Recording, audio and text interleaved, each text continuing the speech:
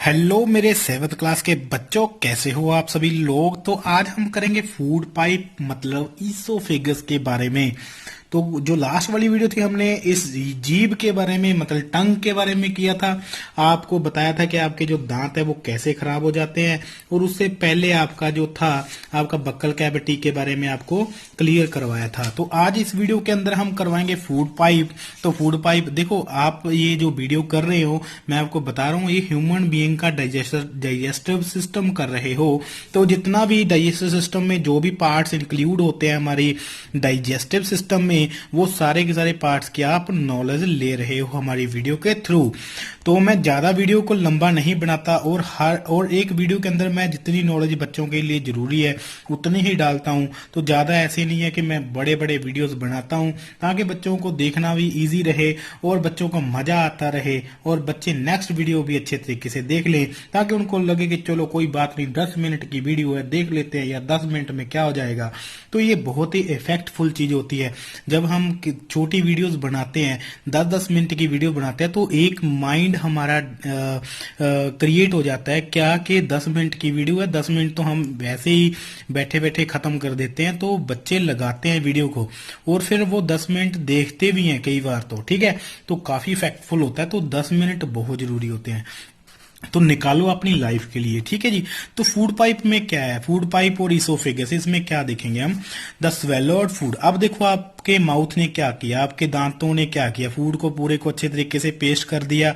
Mouth में जो salivary glands थी उन्होंने सलाइवा मिक्स करवा दिया। अब अच्छे तरीके से जब पेस्ट बन गया, जीभ ने जो क्या काम किया, ये टेस्ट कर लिया, वाह वाह वाह बहुत टेस्टी है, बहुत टेस्टी है, ऐसे कर लिया, ठीक है, सारे टेस्ट इसने पहचान लिए। तब क्या होगा, पूरा फूड अब माउथ से फूड पाइप में चला जाएगा। देखो इस तरीके से स्वेलोड मतलब निगल लेना, ठीक है। अब फूड पाइप में ये जो आप देख रहे हो इसोफेगस, मैं इसोफेगस ही बोलूंगा, फूड पाइप हम नहीं बोलेंगे, क्योंकि फूड पाइप बोलना पाप होता है।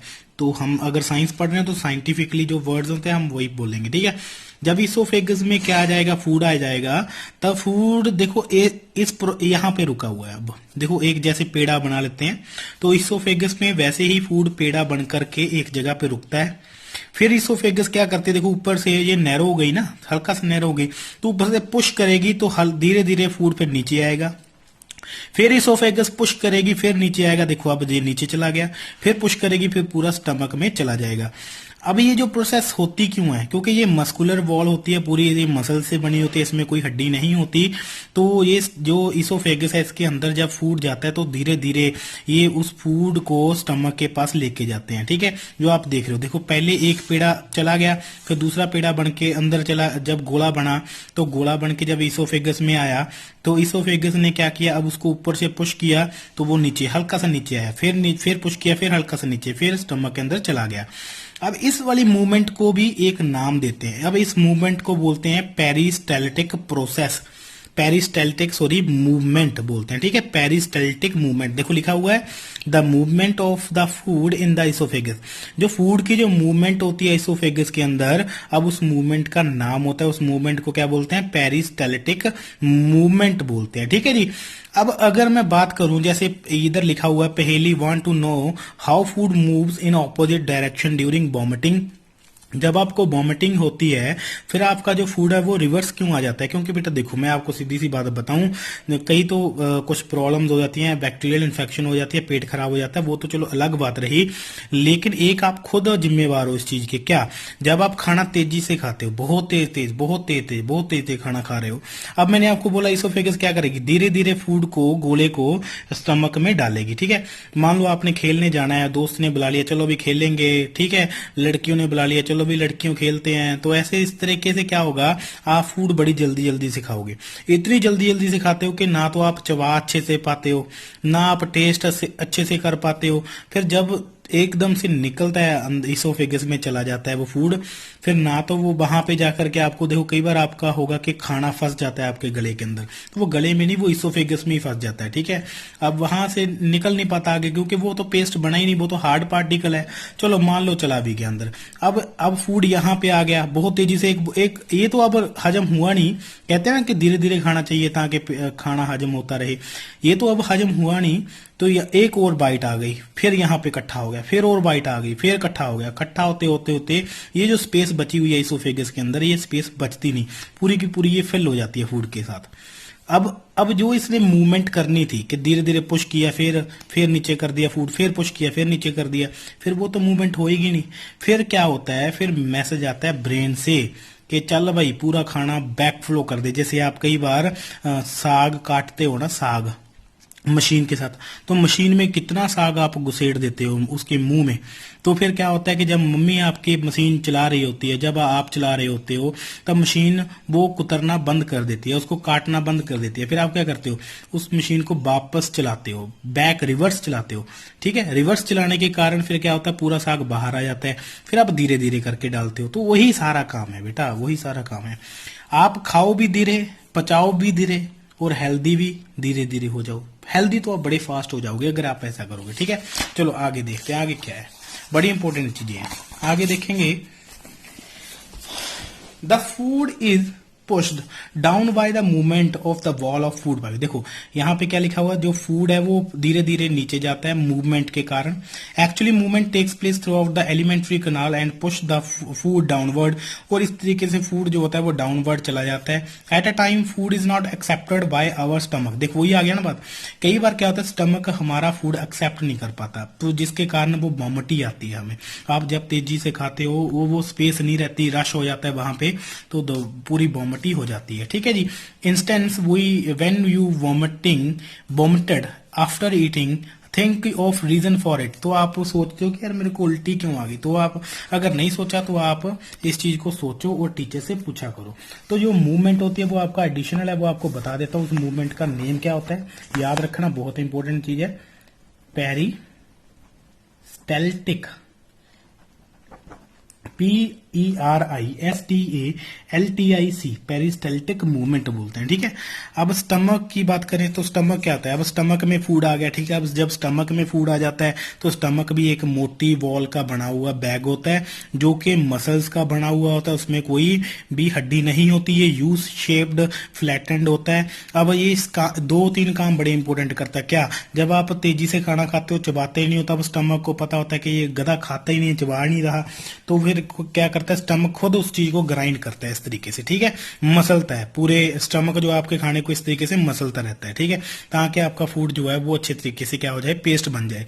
कई बार आप हार्ड चीज खा लेते हो, जैसे अमरूद के जो सीड्स खा लेते हो, आपका पेट दुखने लगता है, वो इसी कारण दुखने लगता है। जब आपका पेट इस तरीके से काम कर रहा है, स्टमक आपका, तो वो सीड्स बीच में आ जाते हैं। अब अगर देखो आप ना हाथ में एक कैसे कंकर लेकर के ना इस तरीके से करो, तो आपको चुभेंगे, वो पिंच होंगे, तो इस तरीके से स्टमक को भी पिंच होते हैं, फिर वो दर्द जो आपका पेन है वो आ जाता है, जनरेट हो जाता है। ठीक है, the receive food from the food pipe, जब क्या करता है स्टमक अपने में फूड ले लेता है फूड पाइप से, and open it into small intestine. अब जो स्टमक होता है वो आपका आगे स्मॉल इंटेस्टाइन के साथ जुड़ा होता है। ठीक है, तो फिर the inner lining of stomach secretes mucus and hydrochloric acid digestive juices. अब देखो इसमें एक चीज और बता रहा हूँ, बड़ी इंपॉर्टेंट चीज है। जब बेटा आपका खाना स्टमक में आ गया, तो स्टमक में आने के बाद स्टमक ना 2-3 चीजों की सेक्रेशन करता है। पहली तो हाइड्रोक्लोरिक एसिड, यहाँ पे लिखा हुआ है HCl, हाइड्रोक्लोरिक एसिड। ये एसिड क्यों सिक्रीट होता है, मान लो आपके जो माउथ से जो खाना आया, तो माउथ में जो खाना था आपका, जो सलाइबा उसके अंदर मिक्स हो चुका है, तो सलाइबा मिक्स होता है तो उसका भी एक काम है। ठीक है, क्या काम है, उसमें जो बैक्टीरिया होते हैं वो किल कर देता है, लेकिन कुछ बैक्टीरिया बच जाते हैं। ठीक है, फिर जब स्टमक में वो खाना आता है, उसमें कुछ बैक्टीरिया होता है जो आपको बीमार करेंगे, तो वो HCl जो एसिड होता है वो उन बैक्टीरिया को किल कर देता है। ठीक है जी, पहली बात तो ये। दूसरा है कि आपके स्टमक के अंदर एक पेप्सिन एंजाइम सक्रीट होता है, तो पेप्सिन एंजाइम की जो मतलब जो काम होता है, उस काम को ये क्या करता है, स्टिमुलेट कर देता है। हाइड्रोक्लोरिक एसिड मतलब ज्यादा कर देता है, वो तेज करवा देता है। ठीक है, पेप्सिन का क्या काम होता है, पेट के अंदर जो खाना आया है उसमें जब प्रोटीन होता है तो प्रोटीन की ब्रेक डाउन करता है वो एंजाइम। अब देखो 2-3 बातें हो गई। एक तो जो स्टमक होता है वो ग्राइंड करता है खुद खाने को, दूसरा हाइड्रोक्लोरिक एसिड सिक्रीट करता है, तीसरा ये म्यूकस भी सिक्रीट करता है, ताकि जो लेयर्स हैं, जो स्टमक की जो लेयर है, ठीक है, साइडों की जो वॉल है वो क्या रहे, स्मूथ रहे। ठीक है, तरल तरल रहे, वेट वेट रहे। सूखे ना वो वॉल, ठीक है। और चौथा क्या काम करता है, वो पेप्सिन भी रिलीज करता है, ठीक है। इसमें पेप्सिन सिक्रीट हो जाता है। क्या काम करता है पेप्सिन, वो प्रोटीन की डाइजेशन में हेल्प करता है। प्रोटीन की डाइजेशन मतलब प्रोटीन की ब्रेकडाउन करवाता है। समझ में आई मेरी बात। तो ये इस तरह के 2-3 काम करता है ये स्टमक। तो देखो लिखा हुआ फूड मेक्स अ मीडियम।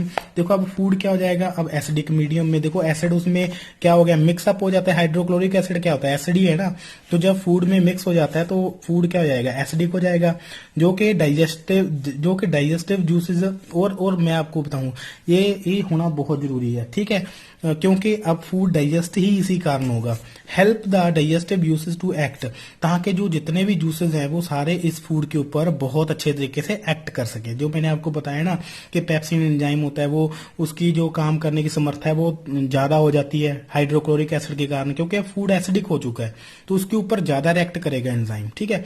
तो digestive juice break down the protein, देखो आ गया ना प्रोटीन, उस प्रोटीन को क्या करेगा, डाइजेस्टिव करेगा, ब्रेक डाउन करेगा सिंपल फॉर्म में। अब एक एंजाइम होता है जूस, जो डाइजेस्टिव जूसेस की बात कर रहे हैं यहाँ पे आप क्या करो, पेप्सिन एंजाइम लिख लो। पेप्सिन एंजाइम होता है, पेप्सिन एंजाइम होता है जो प्रोटीन की ब्रेकडाउन करता है सिंपल फॉर्म में।